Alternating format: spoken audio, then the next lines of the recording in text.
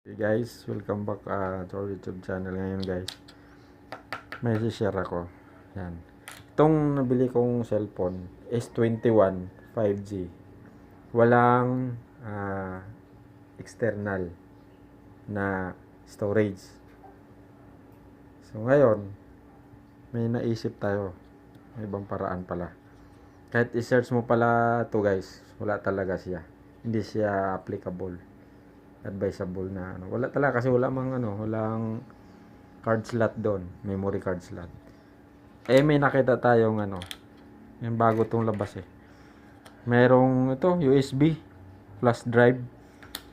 Tapos meron siyang adapter na Type C. Yan. Ito Type C. Yan o. So pwede mo salpak mo yan sa lagayan ng charger. Yan. Tapos ngayon, saka mo ipasok tong flash drive. Tapos meron din yung luma. Yan o, pwede rin. Pag binili nyo to guys, sa online, set na yan. So ngayon, subukan natin magkaroon ng to. Magkaroon ng external to. So pasok natin to guys, to. Yan. Pasok natin dyan. Yan. Pasok natin sa cellphone sa S21 sa saksakan ng charger Type C. Yun. Yan guys. Nare-detect nyo. Yan tingnan nyo. Ayan USB storage added. Ngayon pindutin natin to. Yan Dan pwede pag tinanggal nyo, unmount nyo lang. Tapos to open. Buksan natin. Ayan na guys. Di ba meron? Pwede siya. So ngayon, walang laman, di ba? Walang laman. Ngayon, lagyan natin ng laman yan. So punta tayo ngayon sa files. Yan. Natin sa files.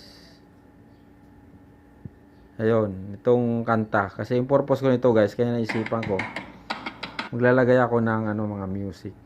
Yan. Pang music lang talaga yung external na yun. Yun ang gagawin ko. So, mayroon tayong kanta rito. Dinownload. I-transfer natin to guys.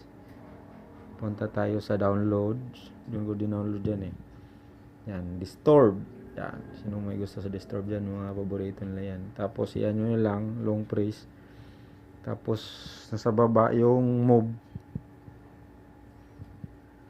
Tapos, mamimili kung saan yung ilagay guys. Doon sa storage. Ayun. USB. OneDrive online yan Ito USB. Yan, pindutin nyo lang yan guys. Tapos, move nyo na. Ayan na. Move na siya. So, punta tayo sa USB. Ayan. May files tapos. Yan, may files.